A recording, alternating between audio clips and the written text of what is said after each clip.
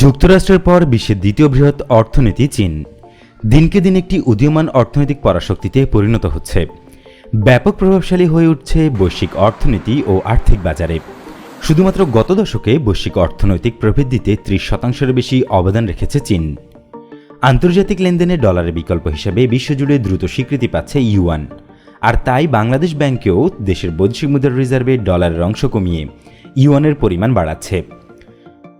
অতি সম্প্রতি বাংলাদেশে ডলার সংকটের পর তা আরও গতি পাচ্ছে। বাংলাদেশ ব্যাংকের তথ্যানুযায়ী দেশের বৈদেশিক মুদ্রার রিজার্ভে ইউয়ানের পরিমাণ 2017 সালে 1% তুলনায় চলতি বছরের আগস্টে বেড়ে দাঁড়িয়েছে 1.32%। অন্যদিকে একই সময়ে রিজার্ভে আধিপত্য করা মার্কিন ডলারের পরিমাণ 81% থেকে কমে 75% এসে ঠেকেছে। রিজার্ভে ডলার অংশ কমলেও বেড়েছে অন্যান্য মুদ্রার পরিমাণ। বাংলাদেশ ব্যাংকের তথ্য বলছে আগস্ট 2022 পর্যন্ত $528 মিলিয়ন সমপরিমাণ ইউয়ান রিজার্ভে রাখা হয়, অথচ 2017 সালের জানুয়ারিতে মাত্র $323 মিলিয়ন সমপরিমাণ ইউয়ান ছিল রিজার্ভে। চীন ইতিমধ্যে দ্বিপাক্ষিক বাণিজ্যে মূল্য নির্ধারণ এবং লেনদেন নিষ্পত্তির ক্ষেত্রে উভয় দেশের স্থানীয় মুদ্রা অর্থাৎ রেনমিনবি এবং টাকা বিনিময়ের প্রস্তাব দিয়েছে। বাংলাদেশ ব্যাংক এবং চীনের কেন্দ্রীয় ব্যাংক পিপলস ব্যাংক অব চায়নার মধ্যে উভয় মুদ্রা বিনিময় সংক্রান্ত চুক্তি প্রস্তাব করেছে দেশটি। মার্কিন ডলার, ইউরো, জাপানিজ ইয়েন এবং ব্রিটিশ পাউন্ডের পাশাপাশি পঞ্চম মুদ্রা হিসেবে ইউয়ানকেও এসডিআর ঝুড়িতে অন্তর্ভুক্ত করেছে আইএমএফ। এসডিআর ঝুড়িতে অন্তর্ভুক্ত হওয়ার অর্থই হচ্ছে ইউয়ান বর্তমানে বিশ্বব্যাপী রূপান্তরযোগ্য বা লেনদেনের ক্ষেত্রে স্বীকৃত একটি মুদ্রা। আর্থিক সহায়তার ক্ষেত্রে ইউয়ান প্রচারের অংশ হিসেবে চীন এখন ডলারের পরিবর্তে অধিকাংশ ক্ষেত্রে ইউয়ানে বাংলাদেশকে ঋণ দিচ্ছে।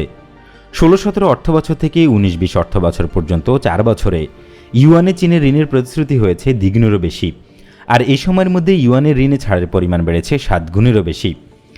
বাংলাদেশের জন্য বড় তহবিল পাওয়ার অন্যতম উৎস হয়ে উঠেছে চীন।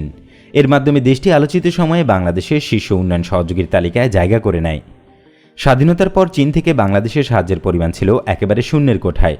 সেখানে 20-21 অর্থ বছরে চীন থেকে আসা বৈদেশিক সাহায্যের পরিমাণ বেড়ে 11.2% দাঁড়িয়েছে।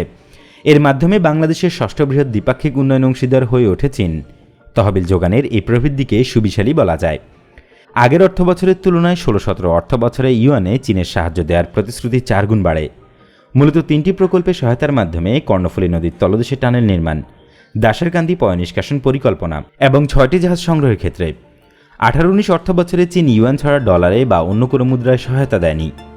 সংশ্লিষ্ট প্রকল্পগুলোতে চীনা সংস্থাগুলোর সরাসরি বিনিয়োগ গত বছর $15 বিলিয়ন সমপরিমাণ দাঁড়িয়েছে, যার 1/4 হয়েছে ইউয়ানে। চীন এখন নিজের বৈদেশিক বাণিজ্যের 15% নিষ্পত্তি করে নিজস্ব মুদ্রায়। 2015 সালেও এই হার ছিল মাত্র 11%, যা দিনকে দিন বাড়ছে বাংলাদেশের সঙ্গেও।